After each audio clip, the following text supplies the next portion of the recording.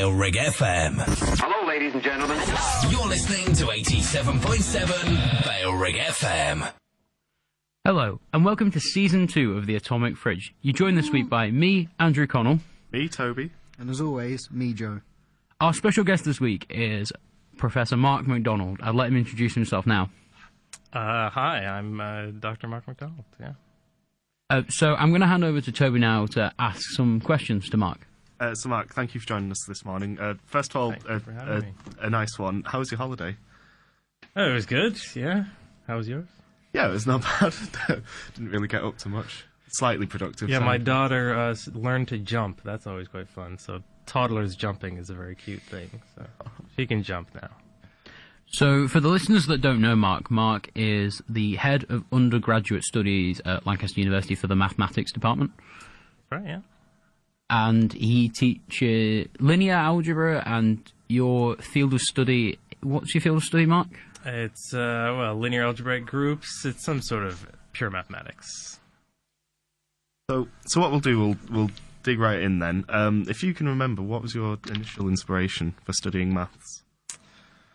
Well, inspiration, I mean, I'd say it's probably less inspiration and more that I was attracted to mathematics from a pretty young age. So, I don't know, I guess I just like that the thing about mathematics is that you don't need to believe somebody else. You could sort of prove it yourself. You know, you don't have to rely on somebody else that's telling you something that's true or false. You could actually prove it yourself. So that was quite an attractive thing for me. So yeah, ever since I was in secondary school, I kind of felt like I was going to be a mathematician. So yeah.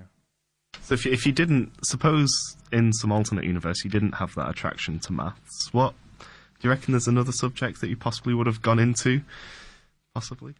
Well, okay, alternate universe. I mean, I guess had I, say, done a bachelor's in maths and not continued, I probably would have become a teacher. I quite like teaching. So. Right. Like a lot of my colleagues at Lancaster, we like teaching, so I probably would have been secondary school teacher or something. I always find this interesting, Toby, that every week when we do ask about whether they hadn't gone into maths or physics, we do find that most people still try and stay quite close to the maths and physics study, and no one ever goes, oh, I'd become an artist, except for Kostas, who, for some reason, decided to become a musician. Okay, when I was about 10, I guess, I was given a personality test. You know, they give these personality tests to kids to say what they're going to be. And so it came up with a list of things, and I can't remember everything on the list, but one of the things on the list was mathematician. And the only other one I could remember is judge. So maybe I would have been a judge. Judge MacDonald. Yeah. Could it have been like a kind of Judge Judy or Court in Rhode Island kind of TV show? I feel like Mark, for those that don't know Mark as well, Mark does love jokes, so I think we could have definitely made a TV show out of that. All right. On my little bit of paper here, I see that you have a DR in front of your name. That's right. Therefore, Don't forget the dot. Therefore, we can imply that you have a PhD. Yeah. Well, I guess the implication is the other way. I have a PhD, therefore I'm a doctor. Because I guess there are some doctors that don't have PhDs, but They're different doctors. Yeah, but you don't want to be one of those doctors, do you? Well, we need somebody needs to be those doctors. Not me, anyway. So, what did you do your PhD thesis on? Well, okay, these questions are tricky. The title, I'll give you the title on my PhD thesis. How about that? The title was Cohomological Invariance of Jordan Algebras. And that's all, folks. I'll let you go on to explain. Well, let's see, what am I going to explain? I mean, there's 5 words in the title. Of is probably the only one I could relate to a general audience. I'll say this. So here's what happened in my PhD. So when I started my PhD in Cambridge, my supervisor, Bert Totaro, he gave me a book, and he said that here are some, questions that have been answered in this book for certain cases, right? And he said, well, maybe you should consider this other case that they haven't covered. So I was like, okay. So it took me about a month to figure out what the question was. And then it took me probably another month to work out kind of what was written in the book about their answers to the question. And then I realized this case that he was asking me about, their techniques didn't apply. So I had to come up with something else, and that's research. So eventually I did find, after a lot of reading and stuff and research, ultimately I found, some results from about 50 years ago, which combined with the techniques in this book kind of gave an answer to this case. So that's ultimately. And then kind of I realized that, well, then I can extend it to all these other cases as well. The same techniques works for that, and et cetera. And that resulted in my PhD thesis. So, I mean, that's sort of, without having told you at all what actually it's about, that was the process anyway. So you just said that you did your PhD at Cambridge, but for the listeners or viewers, I'm not sure, depending on how you do it, where did you do your undergraduate studies? Oh, yeah, my undergrad was in Waterloo in Canada. Yeah, University of Waterloo. So I'm Canadian, I guess. Yeah, so I did. Those that couldn't tell by the accent. Well, yeah, it's a tricky accent. I have lived in this country for quite a while. I've recently passed my life in the UK test as well, so I feel like I'm almost British. So, does that make you a citizen now, then? No, I'm not a citizen yet. I'm on the pathway, though. Yeah, on the path. Right. Yeah. So, as you said earlier, and on your university profile, you said that your main research area is linear algebraic groups, and the associated algebraic structures of arbitrary fields. What does that mean? Yeah. Well, this is a difficult. I mean, presumably, I'm trying to explain this to a non-mathematical audience, which is difficult at the best of times. I'd say even mathematicians have difficulty explaining their subject areas to other mathematicians not in their subject areas. So, let's see. What should I say about this? I think so linear algebraic groups. Maybe I'll say something about that. It's like a generalization of rotations. So collections of rotations in 3D space. You sort of think of 3D space and you have like these rotations. So that satisfies some definition that I'm not giving you of a linear algebraic group. And the beautiful thing about this that is hard to communicate is that these have been classified. I mean, it was over 100 years ago. This, using some relatively natural assumptions, you can classify them into lists of like type A1, A2, A3, etc., B, type C, type D, E, F, G. And that's like everything. So given some abstract mathematical definition, you can say these are all of the things of this type. And that was a surprise in many ways. The thing that these generalize somehow is like space. I mean, in 3D space, you have these rotations. There's natural symmetries.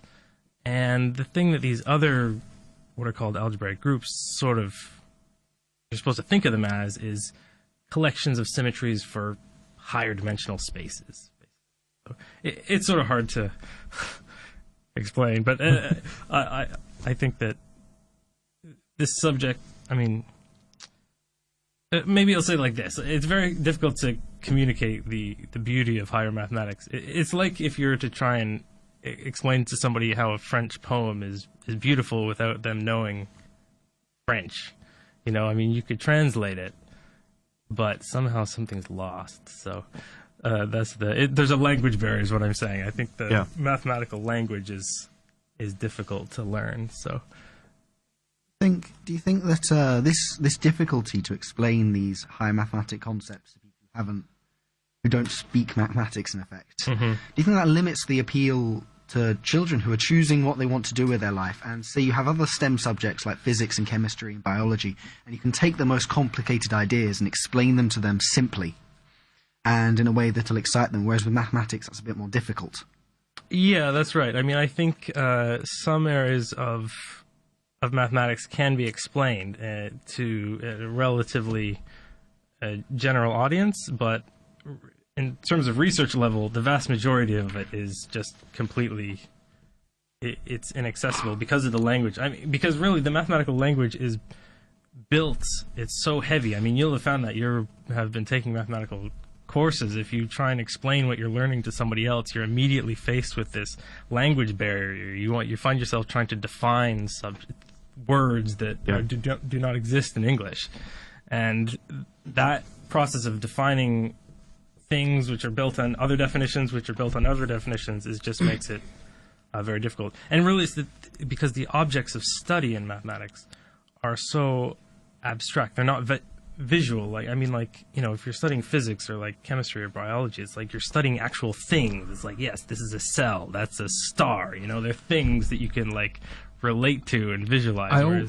I always quite like this because I don't know if many people pay attention to like Cambridge and Oxford interviews and questions they asked, but a really interesting one that they asked at one point, I think, was like, imagine an alien landed on the planet, had no concept of anything.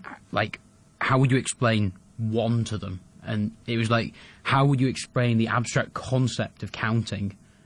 And you see how difficult it is. Like, as you're saying, you do start to see how difficult it is that without that grounding on just a basic level, it's difficult. So you can imagine that that applies to every higher level.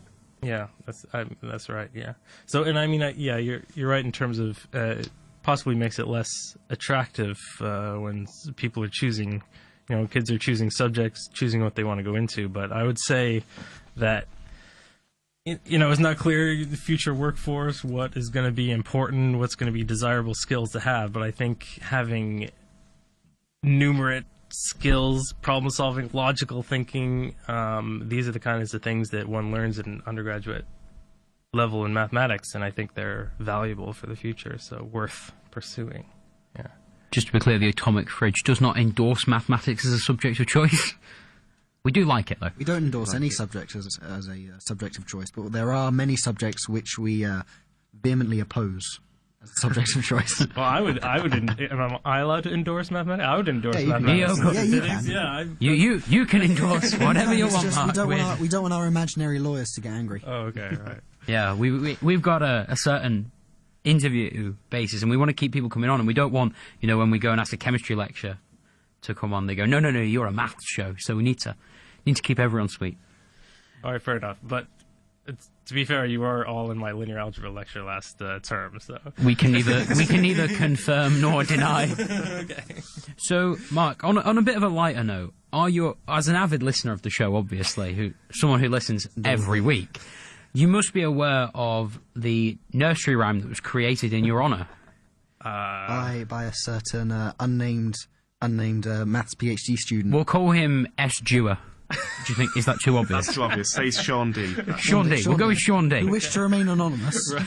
So for this nursery rhyme went, Mark MacDonald had a theorem, E-I-E-I-O, and in that theorem there were no mathematical fallacies. Now, I know you avidly love this because obviously you've heard about it before, but we want to give you a chance now to rate it. How would you review this? Do you think this is a good nursery rhyme to teach children?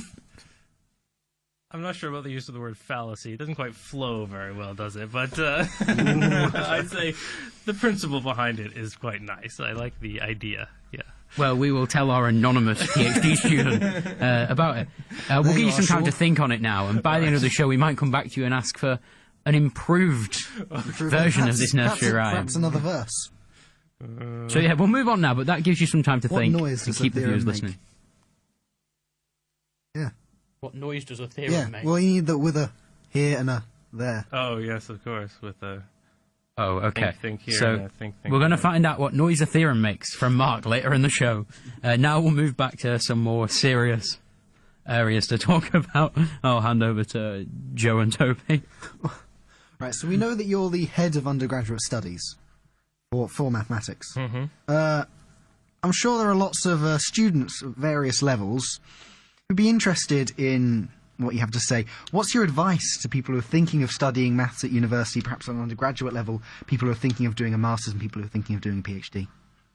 Yeah, so I think it's, as I say, is worth pursuing, I think. It's for a wide variety of employment possibilities, numerous subjects. Mathematics and statistics are going to become more important, I think, over time. So they're already important, and I think they'll continue to be so. So, if you're not sure what to do, it seems to me that if, you've got skills in the area, you've shown competency, whatever level that you're at, then I would say, yeah, pursue it. It's a worthwhile pursuit. That would be my general advice. I suppose to take this to a sort of broader audience, how about those who don't perhaps have A-levels or sort of similar qualifications in mathematics, but are more interested in a more general sense?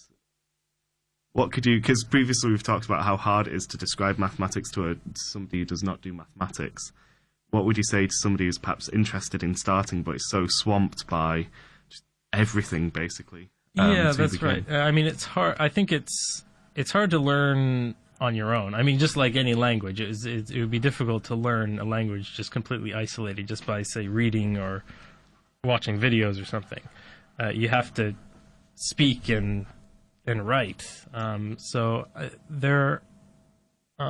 what to say? So first of all, I guess to learn anything, mathematics included, I think it's important to have a specific goal in mind, because it's easy to lose track. There's a lot of resources out there for learning maths and stats, and you want to have a goal or a problem in mind. You have to be patient because, as I say, I mean, learning the language and learning the concepts, you have to sort of do them both at the same time. You can't learn the concepts without the language, and you can't learn the language without the concepts. So you have to just be very persistent with that. There are some online resources. I mean, one that I have pointed people to, and I would say is a really good resource, actually, is the Khan Academy. I don't know if you guys... Yes, don't worry. Yeah. Most undergraduates are aware of Khan Academy. Yeah, so this is good for mathematics really at all levels until partway through an undergraduate degree. And it's a high-quality free resource. I definitely recommend that to anyone who's trying to learn more about it. I mean, apparently Bill Gates said that his kids learned mathematics using this Khan Academy. So if it's good enough for Bill Gates, then I figure, yeah. I'm not sure. A website you might not know of, Mark, but I'm sure Toby and Joe can vouch for me here is Math Solutions, which at A-level was one of the best websites on the planet. But that's just a side note. We have not been paid by any websites. Math Solutions is completely free, so don't worry. I should say, because we're going to move slightly towards teaching and education a bit now, because you talked about learning mathematics, and you mentioned at the start of the show you've got a daughter who probably at some point will go through the British education system, and then you obviously yourself have been through a Canadian education system, and all of us have also been through the education system in our own way. So what I'm wondering, because we've talked about other guests with this as well, how do you feel maths, especially some of the stuff you do at the university level, like more abstract things, like because obviously we do a lot of like arithmetic, and by A-level you start in calculus, but by that point you've reached a higher level. How do you think we could bring some parts of mathematics that you don't see until undergraduate to earlier on, so people can have a taste of more areas of mathematics? It's a difficult question. I mean, Lancaster is doing several outreach activities with schools to try and bring exactly this, to sort of bring the higher stuff to students studying in secondary school. But, I mean, it's a difficult problem. Like, for me, think back to my schooling. Where did I mean, ultimately it was really independent study is where I was first exposed to kind of different kinds of mathematics, because it's not something you get in a classroom, really. It's a very standard stuff. Often I tend to find the stuff that happens in the classroom pretty easy, and probably you guys are studying mathematics here, you probably found that a bit the case yourself. So I think here's the story. So when I was this is the moment that I feel like I became a mathematician. I was probably about, must have been about 13 or 14 in high school. The secondary school teachers across Ontario in Canada, they went on strike for like a couple of weeks. And weeks? Yeah, weeks. So it was a pretty serious thing. It was like the first time they went on strike. I can't remember what year it was exactly. It was the mid-90s. And so I was at home, and I was like, well, what do you do? And during this time, I basically did mathematics for like 2 weeks, which is a bit of a surprise to me. I wasn't like planning on doing it, but I just sort of started doing it, and I started exploring sort of for myself. I sort of posed myself questions, and I was like, well, this is a logical question. There should be some logical answer, and I tried to discover things for myself, and I kind of used a few resources, but ultimately it was a lot of sort of discovery. And I think that taking kind of personal responsibility for one's own learning like that really changes one's perspective. So that really changed the way I thought about mathematics and higher mathematics. And it meant that I wasn't as afraid to sort of dive into things. It gave me confidence. So I think, things like that. It's a bit weird that it happened during a strike, but so there's some irony in that, isn't there? Yeah, well, when you weren't being taught that you right. Well, Mark Twain, I guess, says that you should never let school interfere with your education. That's a quote, something like that. That is yeah, that's correct. So.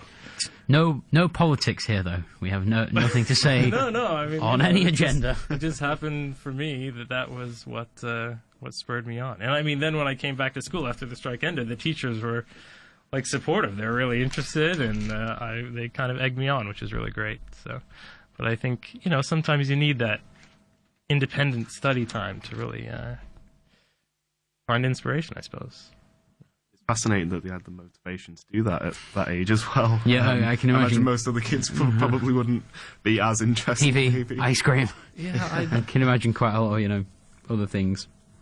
I don't know why. What was driving me is just sort of the thirst for logical deductions, I guess. I'm not sure. Did you jump straight into it? Did you have a couple of days just kind of doing nothing?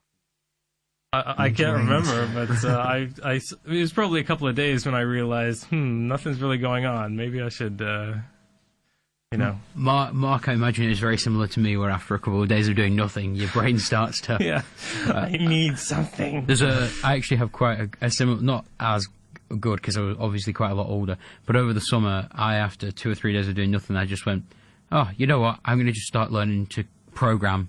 So, after a few days, just started, but that's right. I'm 19, 20 now, so actually Mark doing it at 13 is much more impressive. We agree. Thanks, Joe. I don't know what that... I'm going to hand back over to Toby or Joe. I'm not sure which one. Well, our next question is going to be about your teaching style. So you often... Well, I'm going to add a little one in here. Okay. So you've been talking about mathematics as if it's a language. Do you think it's important to teach mathematics? So in schools, mathematics isn't really taught as a language. It's taught as you do this, and you get this. Like procedures. And it's things. More taught... As a tool. Geared toward, as a tool. Kind of how engineers use it. But do you think it would be better if at some point in the education you started teaching mathematics as a language? Or do you think it would be better if they started straight off teaching it more as a language than as a tool? I mean, it's hard for me to say. It's very difficult. I mean, I appreciate the problems that people have in finding a good curriculum for a secondary school of mathematics. I mean, it's a difficult problem. Engagement is difficult enough without them. Like it's such a wide range of people who are going to end up doing a wide range of things. You don't want to put people off by going too abstract, but you don't want to hold the ones who like the abstract stuff back. So I mean, it's difficult. As I understand it, they've changed some of the recent A-level syllabuses. Actually, they're going through some changes. So I don't know if that's change from what you guys They've made went through, changes to both the GCSEs and the A-level syllabuses recently, and they are slightly more geared and better geared to people coming to university. But especially the A-level one, the new A-level further maths is much better geared for someone coming to university to do maths, physics, engineering, something maths based. But I think GCSE is only a few slight tweaks that they do a couple of things now that we didn't do. It is interesting the step up from sort of A-level to university. You sort of go in and it's not. I'm not going to say it's not what you expect. I'll pretend that I knew what I was getting into. But we read the necessary books before we arrived. We definitely didn't just arrive on the first day. It's interesting that you sort of the approach is so in my opinion, wildly different. I don't know about you guys. Well, it's just interesting. For me, I found it really different because I came from a school and a college and that side of things where my classes were always quite small. Yeah. And then when I mean small, I mean like my A-level maths class had 15 people in it. My further maths class had the same 15 people in it. We were the same group. And whereas I find when you come to undergraduate, it's the first time ever that you're looking after you. It's your choice to work. It's your choice to study. There's, I don't know how many people were in the 100 series. It's like 250, 300 people. Yeah. So when you're one of 300 people, it's a completely different atmosphere. Yeah. And for me, that was the biggest change. So opposed to the actual content. But I mean, that's an important part of getting a degree is sort of being able to take that responsibility because ultimately it is up to you, which is a good change, I think. And another thing is that I remember in A-level we used to talk about having a mathematician's mindset. And by the end of A-level, I thought I had it. And I was thinking, because they'd say, you go to university, you develop your mathematician's mindset. Yeah. And I think, that's rubbish. I know what I need to know now. Yeah. It'll just be an extension of A-level, and I've got to say, I couldn't have been more wrong. Yeah. Anyone that does A-levels listening to this, get out now, run. No, I'm joking. It's just, there's definitely, Joe didn't do this, so Joe, in his natural science ways, wouldn't know. But for me and Toby, real mathematicians, sorry, Joe, we did the 110 series. And in the 110 series, there's a lot of new abstract concepts that you've never seen before. And that really was quite odd. I think the 110 series, when I sat down for the first 111 lecture, I went, what? Yeah. Is this maths? Yeah. There's a lot of words here. And that really was that's quite a big change when you first arrived, that there's a whole there's obviously more than one area, but when you arrive from the get-go, there's this brand new area of maths that you didn't even know really existed before you arrived. Whereas when you see 101, 102, 103, you think, yeah, this is what I remember maths being. I'm not being funny, but even things we now consider to be basic, like the definition of something in mathematics, would you actually sit down in A-level and you'd write down definitions for different objects that you're working with? Because in A-level, you'd sort of just start, you'd go head first in, you wouldn't sit down to define your initial parameters at all, I don't think. So. The thing is, what else, how can you make logical deductions if you don't have precise definitions of things? Like, that's sort of the main thing. You need the... You create that sense of, like, building blocks of maths now, where you can't build the roof of a house until you've laid the foundations, that sense of logic. Whereas at A-level, they kind of started you halfway and then you just kind of finished it. Whereas now, no one will trust you or believe you unless you prove the whole thing. Exactly, it does sometimes feel like you sort of take a step back and make sure you rigorously, it's like setting the foundation rigorously rather than, and you're correct, at A-level it is kind of a midway point. Yeah, so and that's an important, that's the skill that, employers are going to want, that ability to see the logical chain of implications to get from somewhere to somewhere else. That's a really important thing, and that's really what mathematics is all about, is being able to deduce non-obvious things from seemingly obvious things using just logic. So something that I think is one of the biggest things about coming to university. You come to university with your head full of all this knowledge, and you're told that you don't actually know anything and you're completely wrong. Exactly. When you're little, you're taught there are these operations. There's plus, there's minus, there's multiply, there's divide, and then you get to about second year and they say, only in some circumstances. Different. I think it's not the same. I think one of my favourite pieces of knowledge for this actually comes from chemistry, where at GCSE you learn about energy shells, and they go, but these are wrong. But at later level you learn what's right. And then at the next level they go, we use this SPDF thing, and you go, but it's wrong. And at later level you learn what's right. And they continuously do this. And then when you talk to a PhD chemist, they go, it was wrong. So I don't actually think there's a right answer for that. I just think at every level, they're just telling you you're wrong at this point. The thing is, that's the difference between science and maths. Because in maths, it's not, the things are right. It's just how do you get there? And you should be able to, on your own, prove. If you're not convinced, you can prove it on your. You don't need to believe somebody else. That's what I really like about it. Maybe a difference between maths and science, especially at GCSE and A-level compared to university, is that in maths, everything you're being taught at A-level is still right. It's just in a very specific circumstance and setting. Whereas in sciences, it's often simplified and just a model of something, of a different model that's more complicated. That's a model of... Well, it's because the universe is so complicated, isn't it? Everything's an approximation, really. Because I know now, even in our second year, me and Toby are currently doing a complex analysis module which uses things from the AS level, further mathematics, doesn't it? Complex numbers. So there is that sense of what we've even done 3-4 years ago is completely and perfectly fine. It's just extended.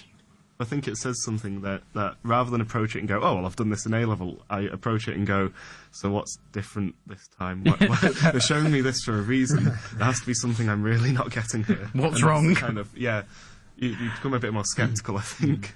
So circling back a little bit to the 300 people in a lecture theatre and this new style, quite a lot of lecturers have different styles, and we've had a broad spectrum of styles while we're here, and obviously subject to subject will change. But for anyone that doesn't know Mark particularly enjoys, let's call them funny jokes. Let's go with funny. Generalized jokes. So we're going to give Mark a chance now that if he'd like to tell a joke, he can share with the wider community of Lancaster his jokes. Well, I mean, the best jokes I say for the lectures, but I feel like the one joke I'd like to share is one of the core jokes in mathematical culture, which is the abelian grape joke. I don't know if have you heard of this joke? I don't think I have. No. Oh, right. You just learned what abelian groups are the other day. Good, yeah. So here's the thing, as I've told you, the punchline. So the joke is as follows: what is purple and commutes?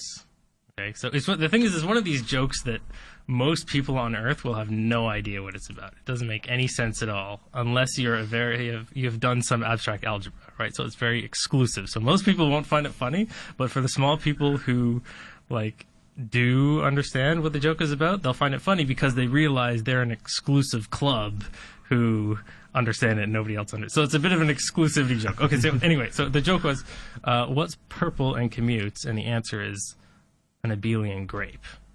So can I just say? So it's because it's what commutes is a precise mathematical definition of that, which is the thing that commutes is an abelian group, and of course, if it's purple, then it's a grape. Great. So yeah, really deep there. I do quite like that one. For those, That was one of the first mathematical jokes I've learned. And actually, if you go to I checked the other day, if you go to the Wikipedia page, mathematical jokes, that's the first one that's listed. So I feel like it's an important one in mathematical culture. The Wikipedia page? do you not know this? Yeah. No, but I know what I'm doing tonight. Are you a contributor to this page? This is. I don't think that page. I am a contributor to Wikipedia, but not that page. This is like when I ruined one of Mark's jokes in one of the lectures when I can't remember. It's something about a parrot. There was a joke. What's the smallest starving parrot? Yeah. What do you call the smallest starving parrot? The minimal polynomial. That's it. Because it's the minimal. Poly's a common name for parrot and nomial. It only gets funnier when you explain this, Andrew. Oh, yeah. So basically, if you want more of Mark's excellent jokes, do pop along to 220 lectures that are that was your free trial. First term. The full subscription. There is a charge. There is a full subscription fee. If you want more jokes, please feel free to drop us a message on Facebook and we'll bring Mark back for an hour of jokes. We won't even talk, we promise. Comic comedy hour with Mark MacDonald. We've digressed. Yeah, I suppose we have. But we've already entered that sort of silly zone now, haven't we? So, do you want to just continue? Shall we perhaps continue with this? Yeah. For those who don't know what linear algebra is, and I'm sure many people who don't know what linear algebra is have probably searched it up, I'm sure, they may have looked for the applications, and some may see things like statistical machine learning, artificial intelligence. We're going to refrain from mentioning specific movie franchises. Now, I think the people around this table are probably a little less concerned after doing linear algebra that some robot powered by matrices is going to come and kill us, but it's not the Matrix. For those, I'm still pretty concerned. If anyone's further interested in this, there is a channel called Uxerbia where he plays a game which is about AI. It's called something Bingo. I'm not going to go into it, but basically he explains how there's no way of winning with an AI, and since I've seen that, I'm very scared of them.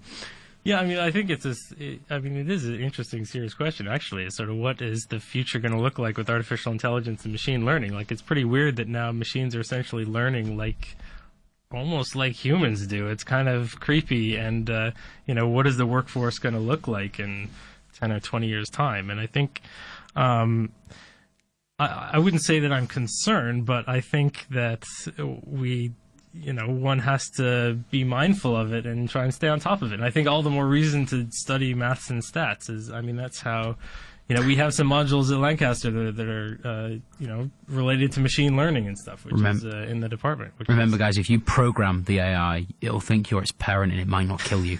Just remember that. Plenty of people kill their parents, Andrew. Leave me alone, Joe. I'm scared. So, we have several research experts in this area at Lancaster, as many other subjects, and I think it's a great opportunity for you guys to learn. You guys are second year, you'll have choices in third year to take these types of modules, so I consider taking these. It is something to get ahead of, and then we can sort of really show you somehow the beauty of maths and stats, and you can see how deep the rabbit hole goes, I suppose. Do you think that when the machines eventually do rise up and overtake us, they'll be kind to you because you supported them early on? Then you'll be safe because obviously when we're programming machine learning, it is different to the human way of thinking. So a good example is chess. Machines are better than people at chess now. Computers beat people. Well, they're better at Go as well now. Yeah, they do it in a very different way. So when we were first trying to program a computer that could play chess, we tried to do it in a human way. We'll know several starting moves and it'll try and pick moves based on those moves. But then we realized as processing power increased that the best way to do it was just brute force. So computers seem to think in a very different way to people. Do you think because what you do is quite abstract and is yet quite necessary for their continued existence and advancement, that they'll let you be? They'll keep you as a human slave. They'll keep you alive. You mentioned brute force. I feel like it's actually going back again, though. It's sort of now computers are doing things that it's less about brute force and more about, like, they've actually learned. They're sort of, they do these neural networks and machine learning stuff. Like, it's not really brute force. I mean, it's sort of that you feed in lots of information and they somehow did make relations between these things and somehow, like, that's how Go is done. Go is too big. The game, I don't know if you know the game. For those of you that don't know, Go is a game specifically played by mathematicians. I have only ever met 6 other people that play Go. Okay. Mark will be 7. 5 of them were in my A-level maths class. Right. I am the 6th person and Mark is now the 7th. But it's extremely complicated. I mean, it's the number of options at every stage. It becomes too big for even a computer to do, like to actually look at all possibilities. So they need to actually be smart about it, and that's what they're now able to do, which is kind of remarkable. But not endorsing the game. I'm not endorsing Go here, but it's if you're a mathematician and listening, it's definitely a really interesting game to try and pick up because I've spent many hours playing it, and it is really fun. I mean, I'd say in general that, somebody's got to program the computers, right? Who's that going to be? So it's got to be human. One of the things you mentioned earlier was training machines, and I think this is quite an interesting one because you can actually now, in real life, see examples of this happening. So, for example, there's now quite a lot of talk about self-driving cars on the road, and a lot of websites use this sort of capture image recognition as a way of verifying your credentials. So it'll say, select the images with... And an interesting thing, I can't remember what channel pointed it out, but essentially, some people may notice that a lot of these are now showing cars, and they're saying, choose the image with the car in to verify your credentials. And that's training data for machine learning cars to recognize cars on the road. I think that's quite an interesting one. They do quite. The other one that's quite common now, and they just recently added it in because the cars have got better, is they started using road signs as well. That's just a new. That's maybe the last 6 months or so, and they started doing that because cars have started to be rolled out. My favorite thing about the Google car that they have actually, which is a self-driving car, driverless car, whatever you want to call it, is that it's only crashed 3 times. 2 times, someone crashed into it. So it was a person's fault that crashed into the car, but on the side, so the car could do nothing. And the 3rd time is when one of the programmers, developers, I don't know who it was driving it from the test facility back to the Google headquarters and crashed it on the way. So it's only ever been crashed. It's only ever been in crashes that were humans' fault. It's never had its own. But those 3 are published as one of the reasons why it can't go onto the road yet. Which I find really interesting. One has to appreciate that it's only a matter of time, isn't it? I mean, it's sort of, if it's not in the next few years, it's there's a certain inevitability that, humans are okay at driving cars, but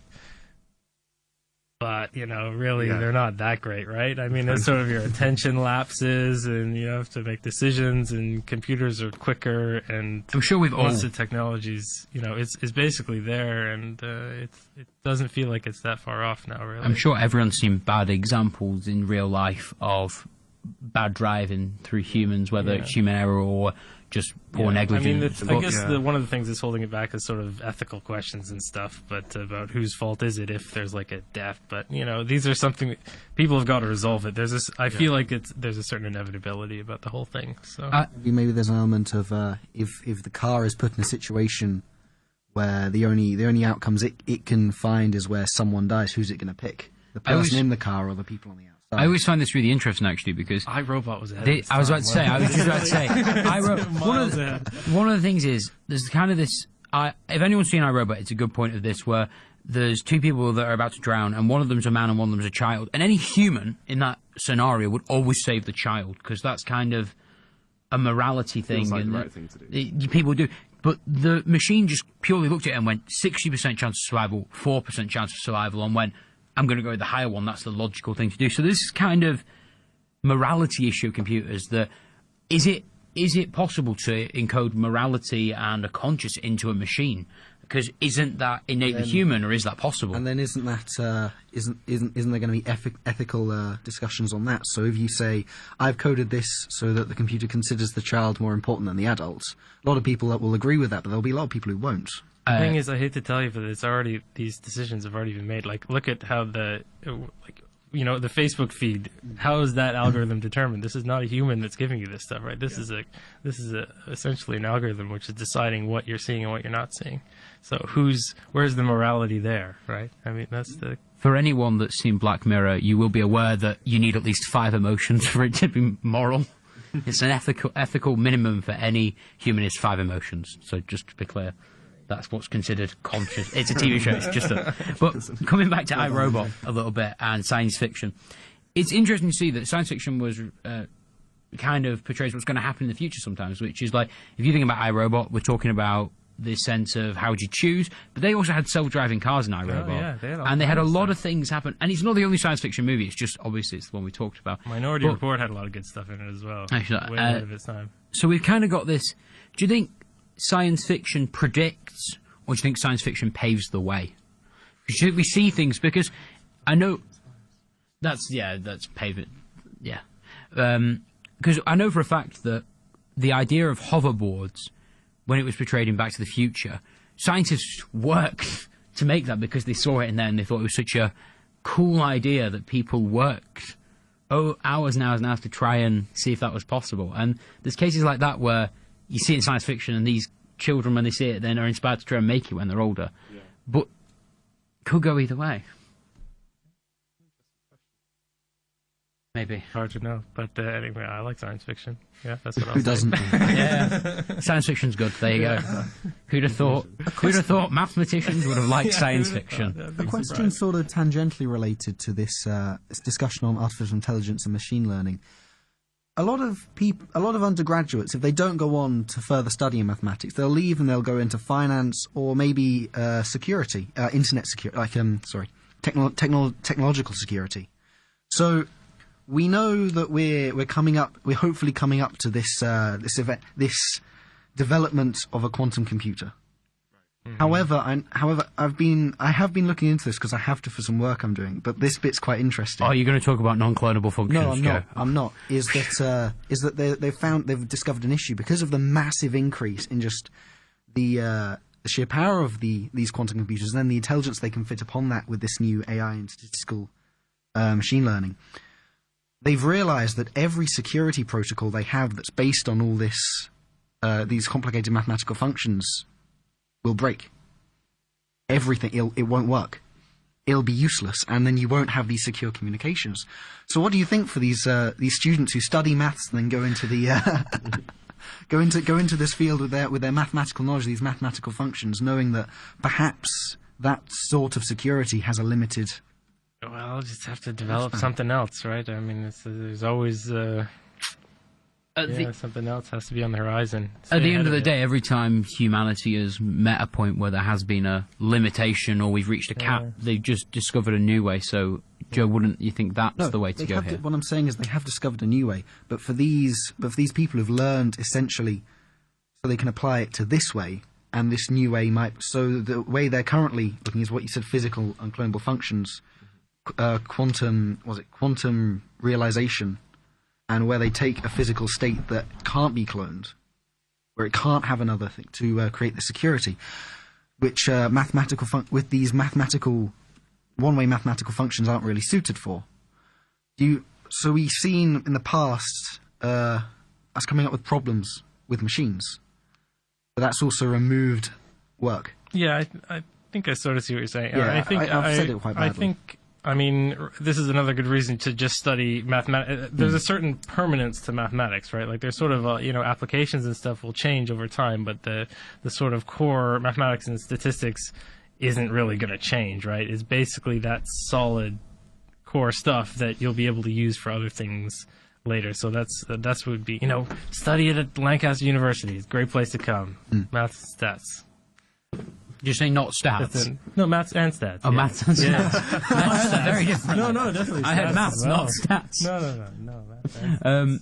I think probably Mark would agree with me here because he is part of the department, and this is probably one of their taglines, is that one of the most important things about learning maths, though, Joe, especially in that sense, even if the knowledge you've learned becomes, I don't want to say redundant, but in some cases, it's also the applicable style of learning you learn, because you get this logic of how to approach a problem and how to think about things. Yeah. I think above everything else, that's the main... Yeah. Was it? Did you call it a mathematician's mindset? Mindset, yeah. Yeah, the mathematician mindset, so to speak. Yeah, exactly. Yep. Yeah, and that's exactly what we're trying to get the students to do by the time they graduate. So we've got a department full of staff committed to teaching excellence. So, that's what it's all about. Well, first-hand experience, we can agree. 10 out of 10 with maths again. Thank you very much. I would say that it's definitely a top 10 university to come to. University of the year. Is it? University of the year. Yeah, I mean, our research, because in the most recent research excellence framework, we ranked 5th in the country, actually, the maths department. So that's so the top 4 don't matter. We won't talk about them. 5th is new number 1. Yeah. Because we're really high, but we're also not like snobby about it. Whereas those four, they're like, we're like at a level where we're like, come on. We're cool, but we're still approachable. Yeah. That's like Lancaster. I'm glad I'm not an alpha. Yeah. I'm not sure who we're advertising to, because our viewership consists entirely of a couple students who go here and our mums. Yeah. So to the Lancaster University students already at Lancaster University, well done. It's Melbourne, and I hope you're enjoying it. Hi, Mel. So thank you very much, Mark, for coming on. I'm just going to hand over to you to just introduce the song you've chosen for us this week. This song is by a great Canadian singer-songwriter, not Justin Bieber, it's Neil Young. Well, you said great, so we'd already worked that one out. Oh, Justin Bieber's not that bad, but yeah, so Neil Young, Heart of Gold is the song. So. Well, thank you very much for coming on, Mark, and thank you for listening. Have a great week. Thank you very much for having me.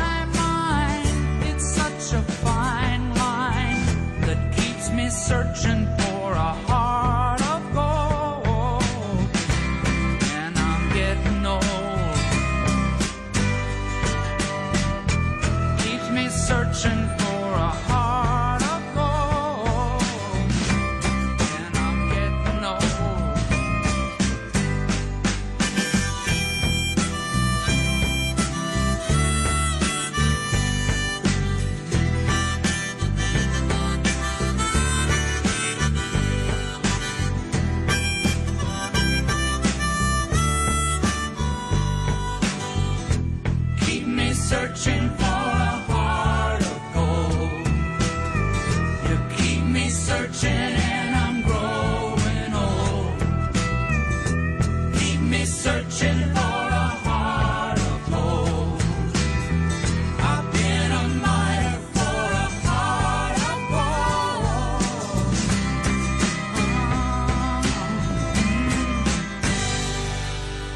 You're listening to 87.